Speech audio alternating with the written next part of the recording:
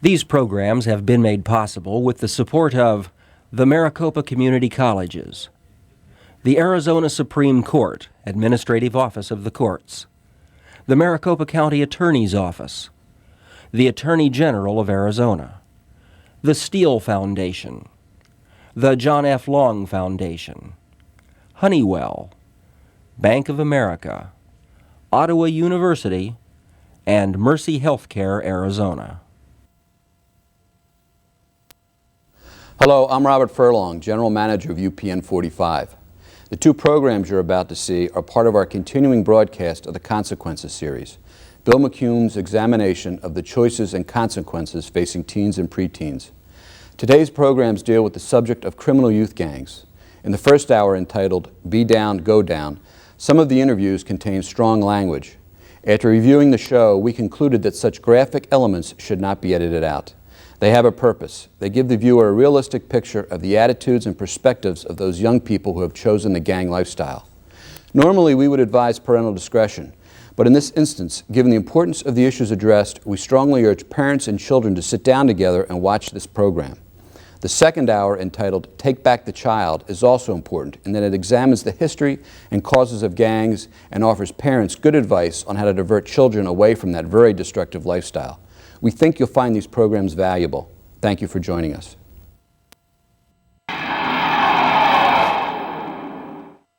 Hello, I'm Bill McCune. The purpose of this program is really very simple. It is to convince you, to help you as young people really understand that if you're going to be down, be involved in crime or a gang, you will eventually go down. Jail, prison, addictions to alcohol or drugs, crippled, paralyzed, dead. Young people give a lot of reasons for being involved in gangs today. The idea of respect, loyalty, excitement, turf. We'll talk about all of those things. But we know that as much as anything, it's really a desire to belong, a need to be loved. It's not easy being a young person today, but then it's not easy being an adult today either. And the toughest part of our job is to help keep you from going down. We hope this program will be helpful. After all, what's at stake is your life.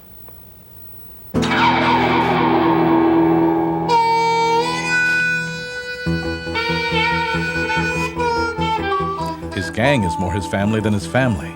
They take care of him. They care about him. He belongs. He is somebody with his gang. His gang is about respect. His gang is about loyalty. His gang is about turf, and turf is about respect. And belonging is about feeling good about himself, and feeling good about himself is about belonging. What's got to happen is they got to show a sign that they down. And belonging is about other people not belonging. And other people not belonging is about respect, and turf, and belonging. And turf is about owning and controlling, and owning and controlling is about belonging and other people not belonging. And other people not belonging is about keeping them out, and that's about respect. And keeping them out is about power and force, and power and force are about violence, and violence is about respect, which is about keeping people out, which is about belonging, which is about people caring about him, which is like love, he thinks. Some folks have to go through a lot to be loved.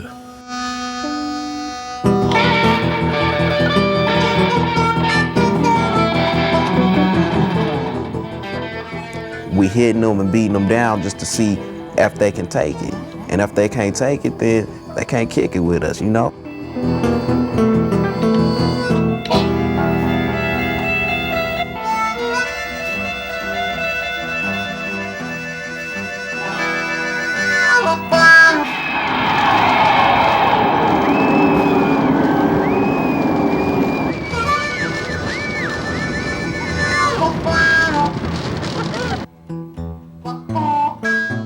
I'm not saying you can't be down, kick it, chill, hang around with the homes, the homies, your comrades, the brothers. Feel free.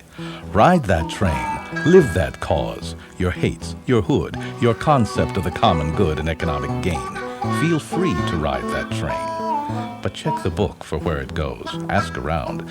See who knows the price, the grief, the loss of pride, the strain, the boredom, the fear, despair, the pain when you ride that train. The B-down train, the go-down train. B-down, go-down train. B-down, go-down.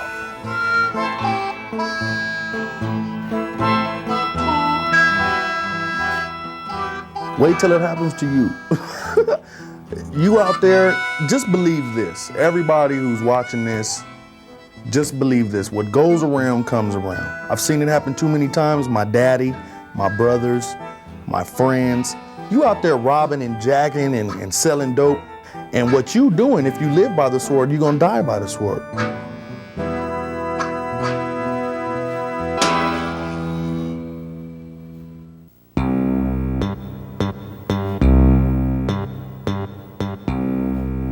I was probably around 11 or 12 when I first started being attracted towards gangs and the things that they do. The reason I think that I was attracted to gangs was because the power they had, the money they had, the girls they had, the material things. I liked the point that people were scared of me. How I felt about myself was everywhere I went, somebody knew who I was. I wanted to be known. That was my big thing. I want to be known. I want you to know who I am. And in the same breath, I also want you to be scared of me. I wanted you to know me, and I wanted you to know what I do to you. Damien has been out of the gang life for 2 or 3 years. Dog, at the time of this interview, was just making that decision. It gave me a sense of security. We was always together, you know, a tight-knit, unbreakable. We was more or less there for each other through thick and thin. I didn't have to worry about turning around and worrying about somebody coming up behind me, because I knew that if I didn't see him, that one of my boys would see it, you know, and it would be taken care of. Sergeant Jim Schweistall is involved in community policing. Formerly a member of the Special Gang Enforcement Unit, today an important part of his job is to help guide kids away from and out of gangs. I think the big draw to gangs is that a kid always needs to feel that he's welcome or wanted somewhere, and the gang provides that. The only problem is it provides it in a negative way, and once you're involved in that gang, sometimes it's very difficult to get back out. And the attitude of some in the gang toward those not in the gang can be pretty cold. They was busters or just, you know, punks. You know what I mean? Those people aren't, more or less, if they're not in the gang, then they wasn't worth shit, you know? That was a weakness for them to be alone, more or less. Just a better time for me to get them, that's all.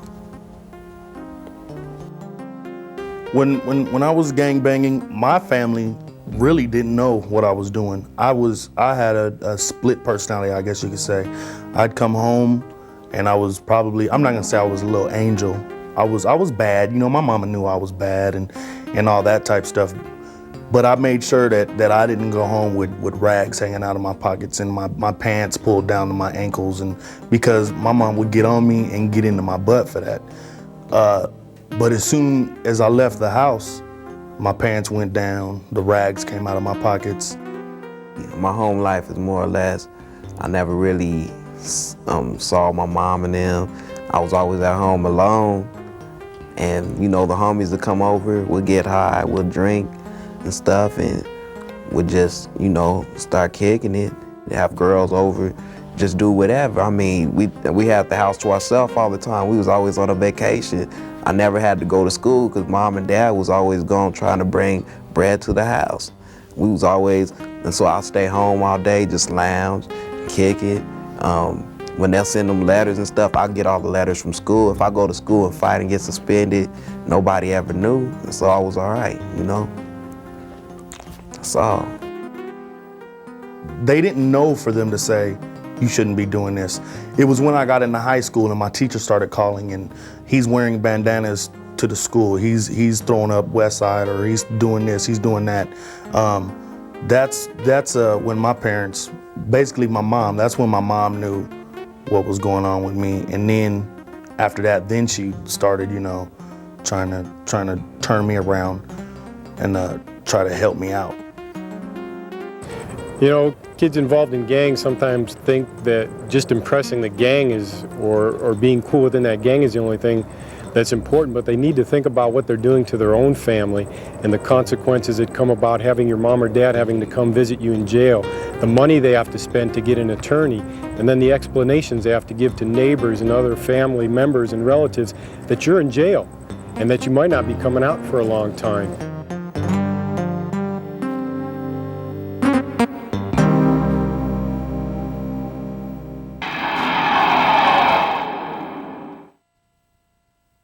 The following segment contains strong language.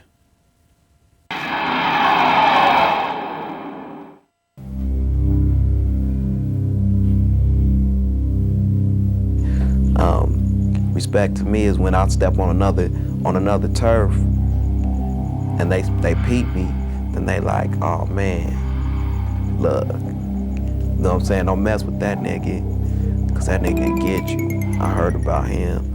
You know what I mean? Respect to me is just more or less to just leave me the fuck alone.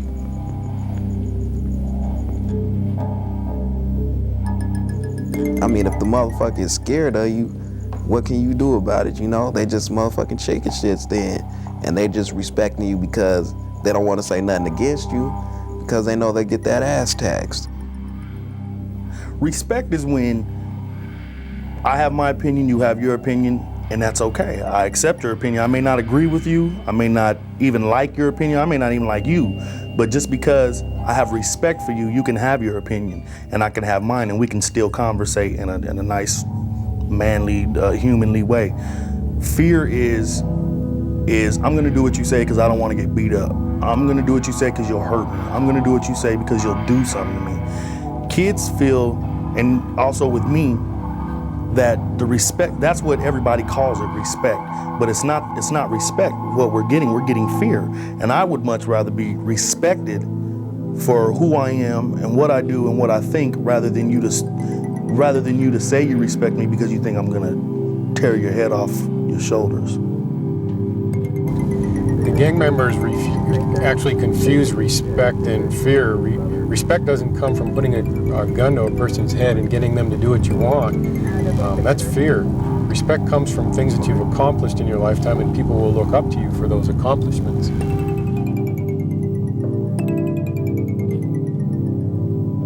Okay, say somebody comes in my hood.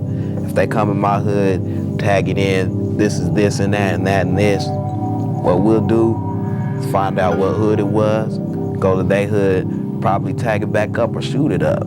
Do whatever we want to do with it. You know, because that means that they trying to mark some territory on our turf, and that don't work, that don't ride. Just some people see it as problems, what we do. I don't see that really as no problem. We don't out here robbing nobody in this neighborhood. We don't shoot nobody in this neighborhood that's from this neighborhood. All we do is protect this neighborhood. That's all we do. I got grandmothers, aunts, cousins, uncles that stay in this neighborhood. So all I want to do is protect it. I'm not here to cause them no harm.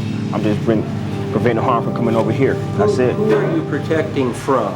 From any outsider that's come over here to do harm to my aunt, my uncle, even my friends. Any outsider. It doesn't have to be a gang member. It could be an average Joe, but if he's doing harm over here, he can't be over here. And that's really my job.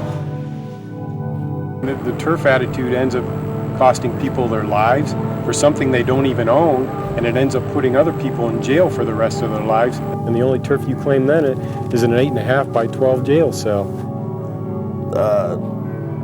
Why they're so set on this neighborhood that they don't own, why I was so set on a neighborhood that I didn't own, I have no idea.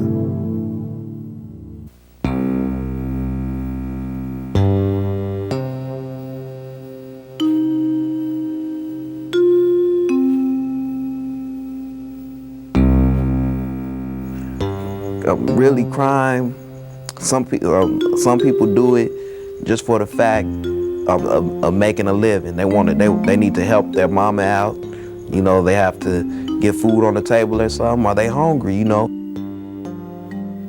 Or some people go do a crime just to try and be cool to the homies, you know, so they can come back with a story and say, oh, I did this, I did that, and I did this, because they want to impress the homies, you know, because they want to get a name for themselves. Yeah, crime is just a way of life, you know.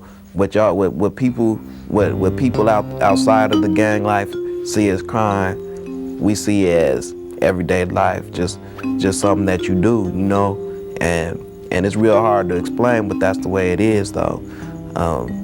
Crime to us is like, you didn't jack him for that? Hold on, you didn't jack him for that gold that you seen him with? He pulled out a wad and what? You didn't take it? That's a crime to us, because that goes to the bid mines. You should have got that and gave it to me, you know, if you wasn't gonna want it. But you should have got it one way or another, though.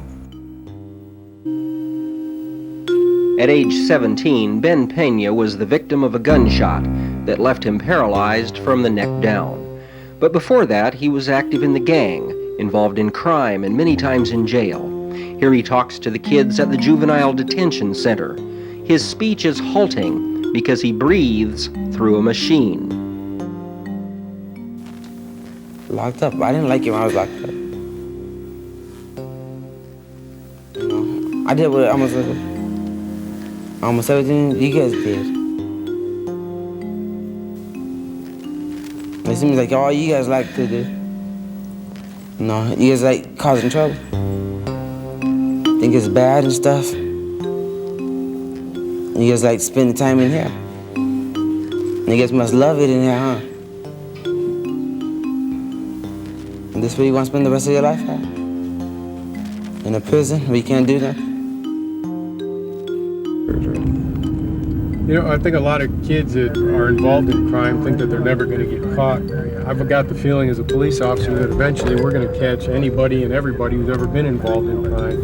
So it's just a matter of time before you do get caught and you're going to pay the consequences for the crimes you've done.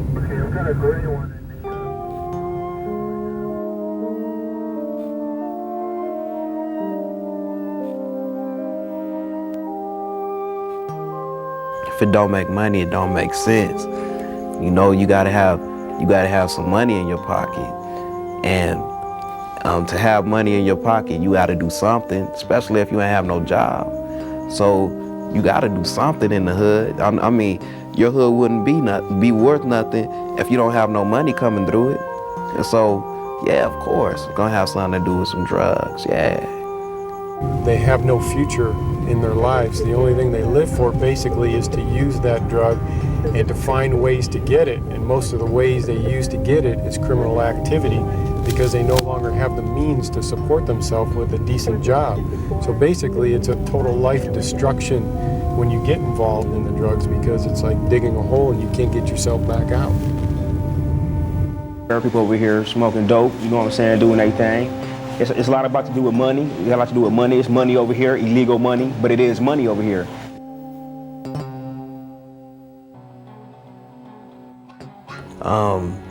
Well, using drugs and stuff, all that really makes you do is it puts you beyond yourself, and it gives you what you believe to be more or less a power that comes from the inner side, and gives you a deeper train of thought. And what you do is you react on that, and you want to go shoot up a hood that you hate because you think about your dead homies, you think about that person who killed your cousin or something, and you want to go get them right then and there, because right then is the time. Because right there you at the level where you can go ahead and get anybody, you know, and you can take down 40,000 men coming your way. And so what you do is react on it, hop in the car, go handle your business, come back and chill. And then you rest knowing until you get up in the morning, and then you kind of, you know, you kind of, am I on the news or what, you know? There's a guy from my neighborhood, used to just blow your mind with his talent of music. He had a music talent that would just blow your mind. He should have been somebody big and wonderful now.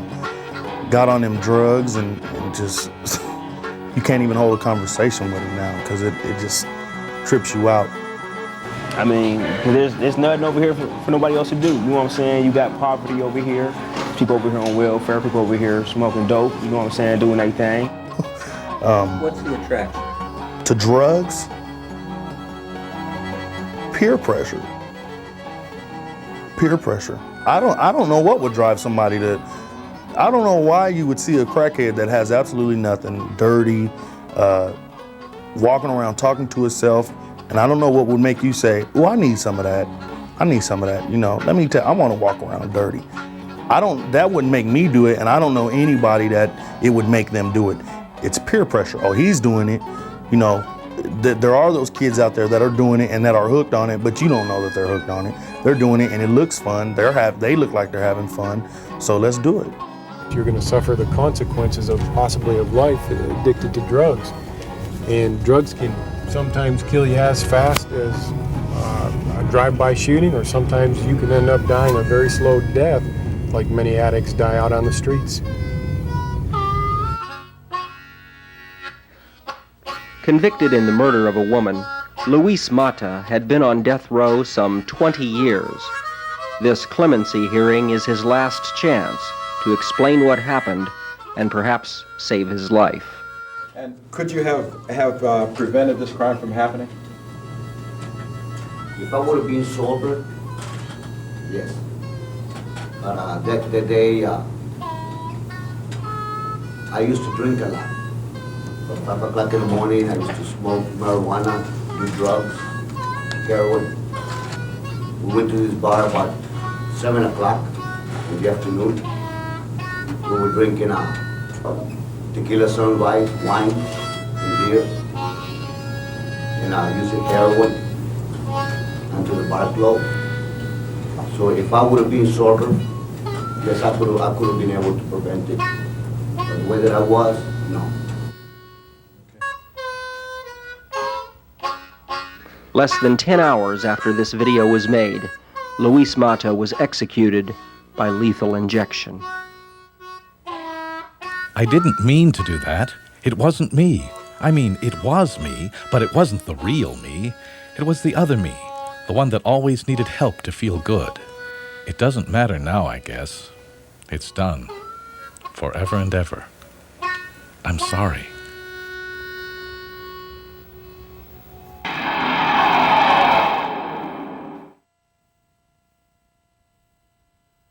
The following segment contains strong language.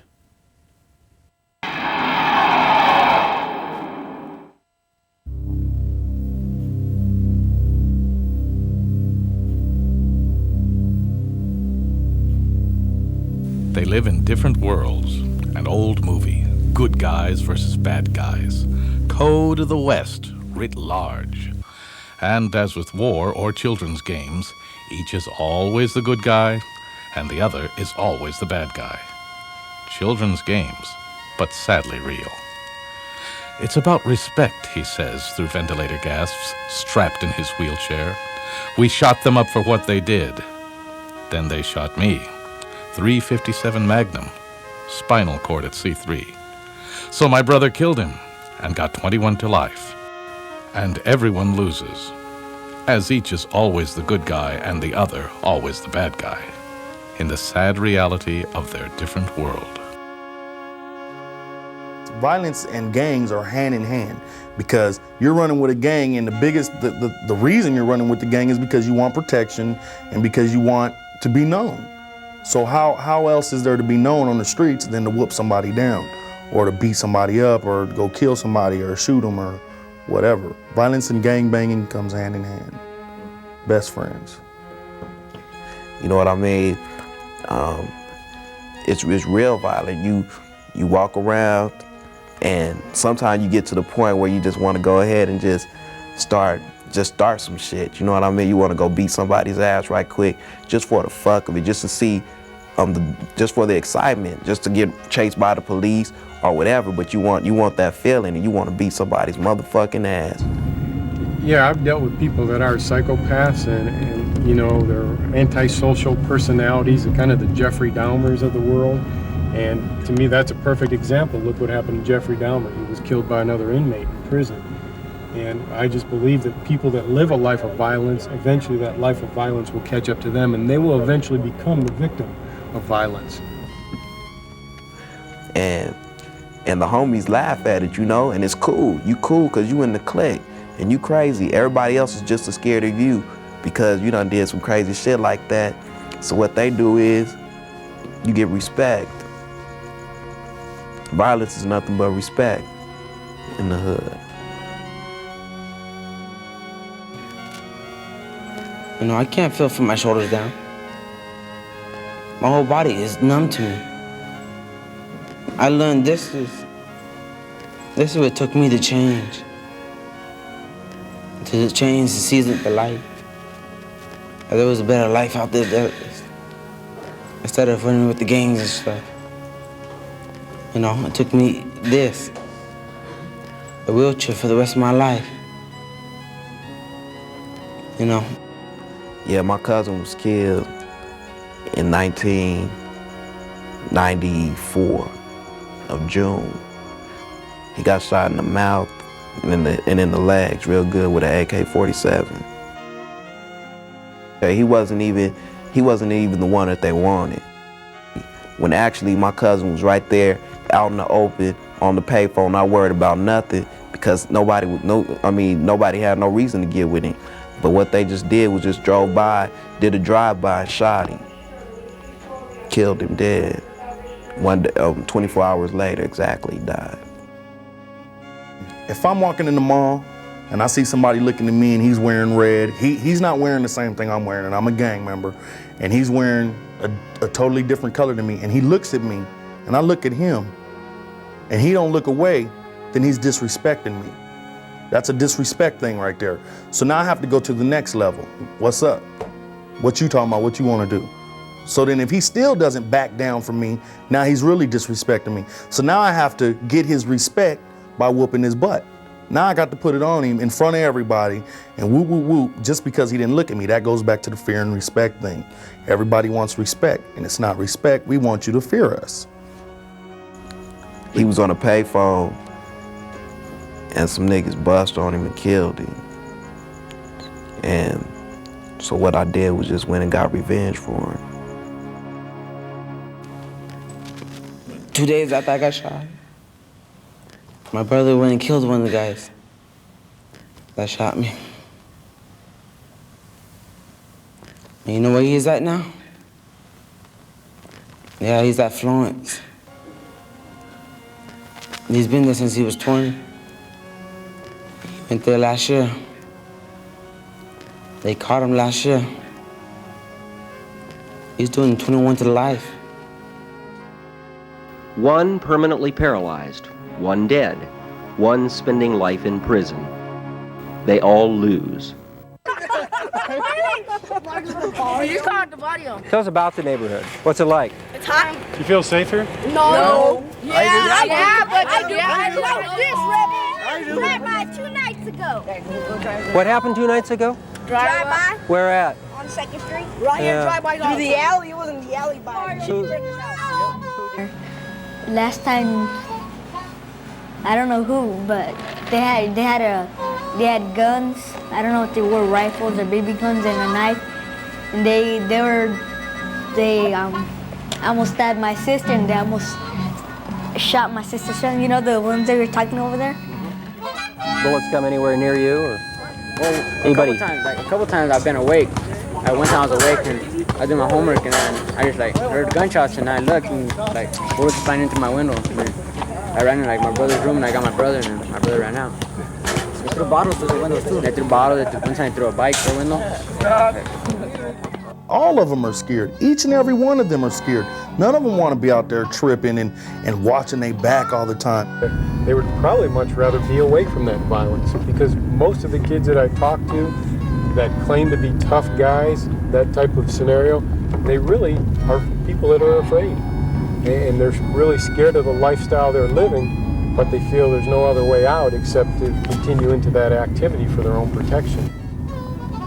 They're kind of put on a front, or a facade, if you want to call it that. He has not lived long enough to know why the world around him always feels threatening around him, and he may not live long enough. He has more urgent issues. Hold fast the roll, be cool, be cold. Conceal the child that longs to be led to where his world does not always feel threatening around him.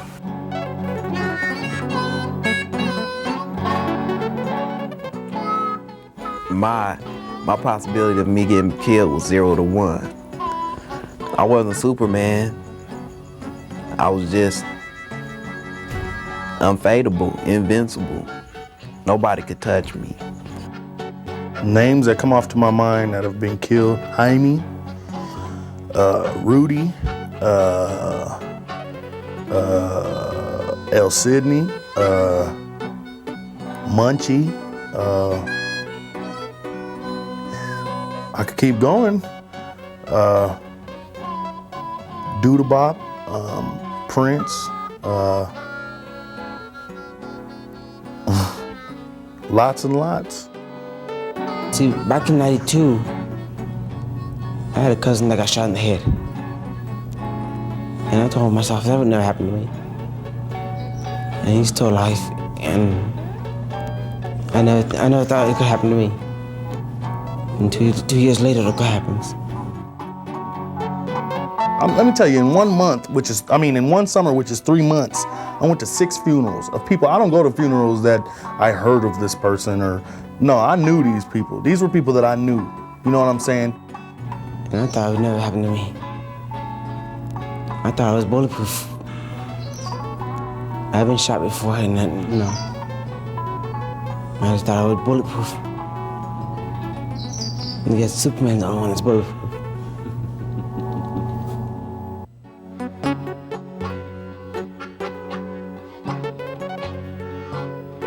Each year in the United States, nearly 4,000 individuals are killed in gang-related violence. Rose Chabot was the mother of one. He was in his 20s and he had an encounter at a convenience store, and by looking at a young lady who complained to her boyfriend, and from there words were exchanged, and then the other young man shot him in the ankle. The next day he went back out on the streets. He found the young man that shot him, and a gun was shown to that young man. He was frightened, he ran, but he was still shot in the shoulder. Later that evening they came back. They were behind a local bar. A young lady out of the crowd just yelled, "There he is." Someone came up to him, said hello, walked into the bar, came back out, and shot him at close range and killed him. Then they proceeded to kick him. When we identified the body, the skin on one side of his face was gone, had been kicked off. And then everybody left the scene. And to this day, nobody knows who, when, where, saw nothing. Nothing. And the case has never been settled. Each kid needs to know the heartbreak he is creating for his brothers and sisters, his mother and father, everyone that loves him. And they never get over it. It's never finished. It's never healed. I'm dead. You say that sometimes. Get caught doing something dumb, break the rules, break the law, take the money, get busted. You say, I'm dead. But I am dead. Doomed, deceased, gone, wasted, cold. Couldn't happen to me. But it could. It did. I'm dead. Didn't listen, didn't learn, didn't think, didn't see, did not believe my ways, my uniform, my colors, my sign, my mind, my pride, my attitude made it more than possible for me to be dead. And it's not heroic, just cold. Not heroic, just lonely.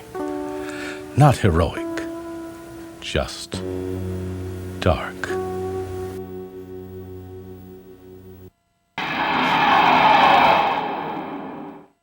I'm a prosecutor, and my job is to be there for you in a sense, and to be there to send you to prison when you commit crimes. I will not rest. If you commit a crime, you will see somebody like me, and I will be asking the court to send you away to prison for for long periods of time. So what were you in prison for? What happened? I've been down for grand theft autos, for aggravated assaults with deadly weapons, carrying concealed weapons while on probation, just a whole bunch of, bullshit.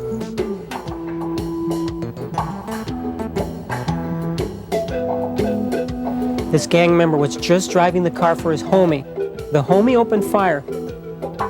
No one was injured. The car was struck, but no one was injured. That doesn't mean he wasn't prosecuted. And in fact, he will now be spending 13 and a half years behind bars, thinking about what it was that he did that day, helping his homie drive away from the scene.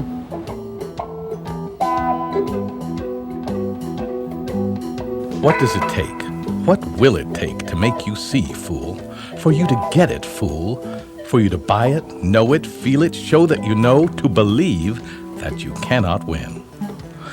What will it take to make you see? Not some BS talking at the man, play nice, suck up lies, claim you found the righteous path, come to Jesus, straight and narrow, never happen again. I'm so sorry. Sorry you got caught.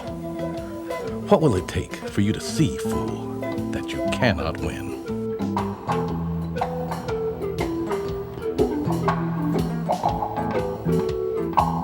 The gang member is now in prison for a total of 10 and a half years. 10 and a half years, 10 and a half years.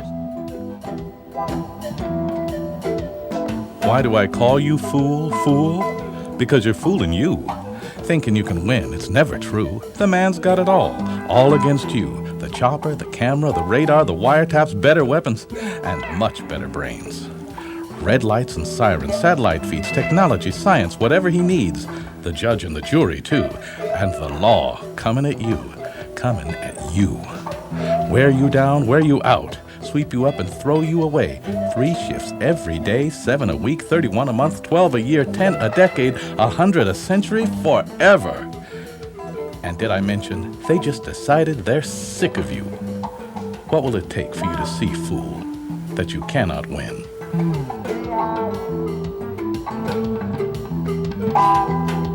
On the date he was sentenced, he was 18 years of age, and he won't be eligible for release until he is 50 years old, 50 years old, 50 years old, 50 years old.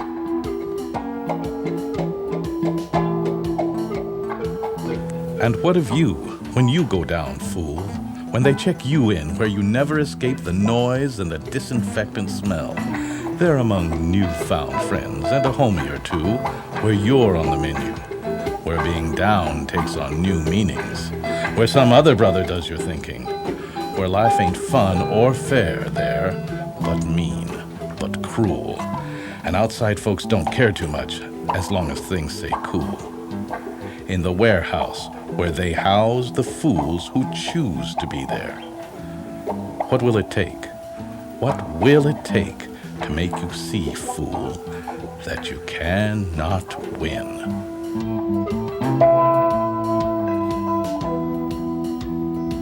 The rest of his life, the next 32 years, will be spent behind bars. Will be spent behind bars. Will be spent behind bars. Will be spent behind bars. It's a lousy way to live, but there's always room for one more.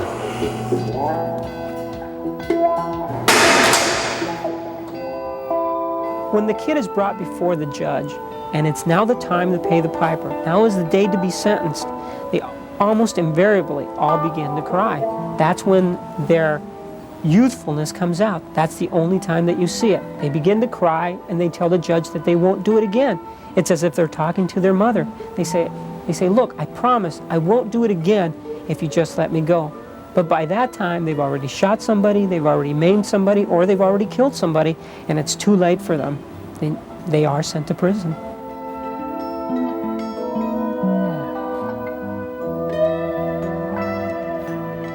How can a kid get out of gang life? The way, I'm gonna tell you how I got out of it. I just left it alone. I got out of gangs by leaving it alone and staying away from it. And they didn't come looking for me. And yeah, the young ones called me punk and that type of stuff. But that's okay because they're just now getting into the gang and they have no idea what's happening out there. They just know that they have all these new friends, and they know that if they get into something, these friends are supposedly going to be there for them. So that's okay with me if you call me a punk. But I'll be your punk, and I'm also going to be at your funeral.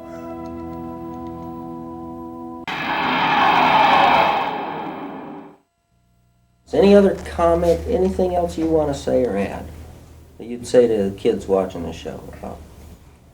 You just got to give yourself a chance. I know that we all grow up in these raggedy neighborhoods with broken beer bottles everywhere and crackheads on the corners and a liquor store on every corner waiting for you to come and drink yourself into a pulp. But that doesn't mean that you got to grow up and be raggedy. That's something that I had to learn. I had to learn that, okay, this neighborhood is raggedy, but I'm not raggedy. You know what I'm saying? This neighborhood ain't about nothing, but I am. I am about something. And I'm going to give myself a chance, and I'm going to prove to myself that I am about something. You see what I'm saying? So you gotta, if not for anybody else, yourself. You got to prove to yourself that you can live past 20, that you can become a lawyer, you can become a doctor. You don't have to sell dope to become a millionaire, and I don't know anybody who has sold dope and become a millionaire. So that's all I can say is you just got to give yourself a chance and believe in yourself, because nobody else is until you show them. So. James Ham, from the age of 26 to the age of 43, was in prison, a total of 17.5 years.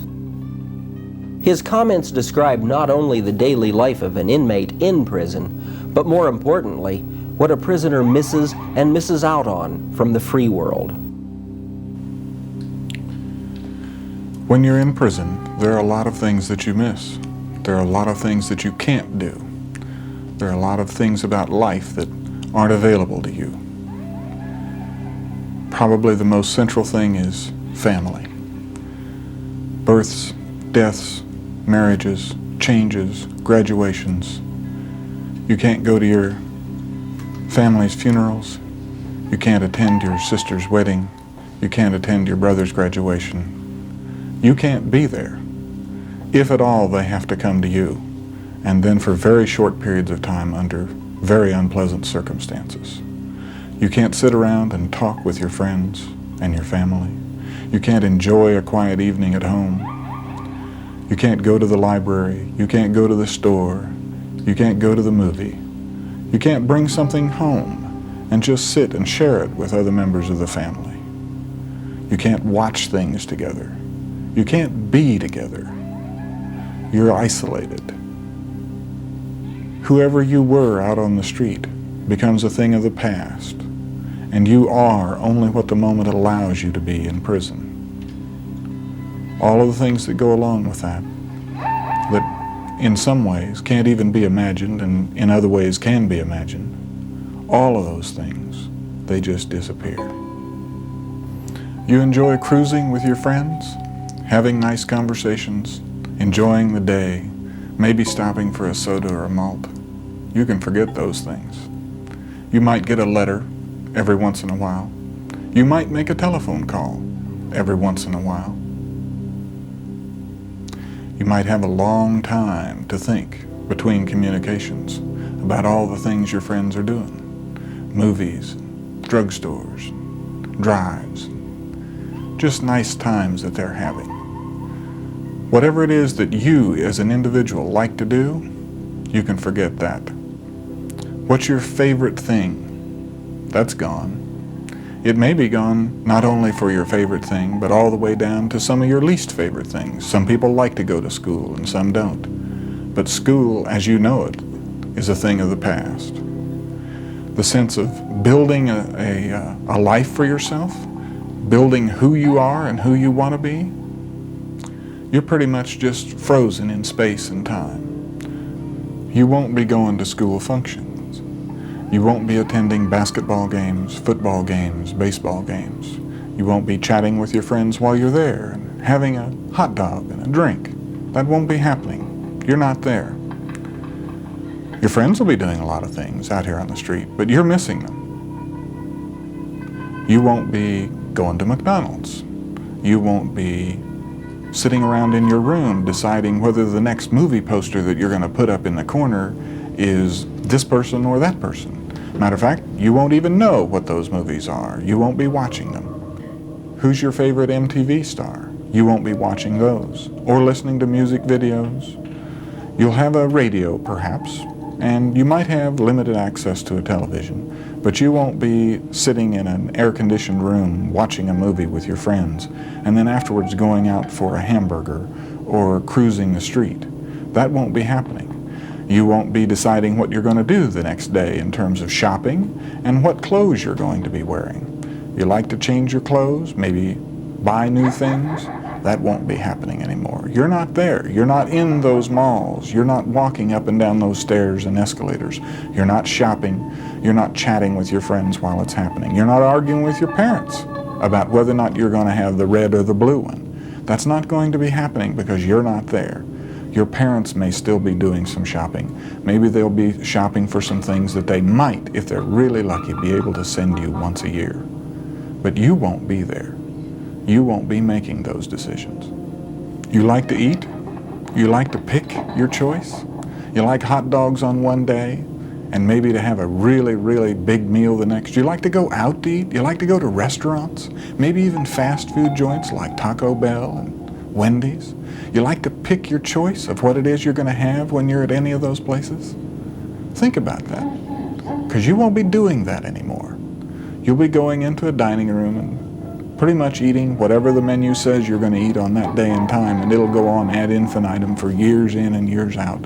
Just a repeating, running menu that runs through its little series and then comes back again. Let's talk about the wonderful things that happen at home that you won't be doing. Your mother won't be calling you to get up to go to school, and you won't be arguing with her. And you won't be disputing about whether you're going to buy one item or another, or whether you're going to be able to use the car on Friday or Saturday night, or whether you're going to be able to afford to go to the place you want to go. You won't be arguing about whether or not you're going to spend your weekend maybe tubing on the Salt River or doing something fun like that, or whether it'll be sitting at home cleaning out the garage because your parents insist that that's what has to happen. You won't be arguing with your parents at all, or your brothers, or your sisters, or anyone else, because you won't be there. You won't be in that family scene. Those relationships are gone. Prison is not a nice place. It's not a country club. Don't even think about listening to all that you're going to hear about country club prisons. It's steel bunks, and it's cotton mats, and it's concrete floors. You can't get away from the smell of disinfectant. Why don't you just dose your clothes with Pine Sol? Walk around like that for a day and see how much you like it, because that's the smell that you'll have in your nostrils every single day of your life while you're down. Prison is a very, very limited existence. It's dull, it's dry, it's lifeless. You are a thing to be acted upon. You are not a living object with decisions and powers and the ability to direct your life. That sort of stops because you're not out here struggling with life, enjoying some things, and arguing and feeling angry about others. Instead, you are just a simple problem with a number stamped on the front of it, and you will be that way for as long as you're there. When you go down hard. When you go down hard.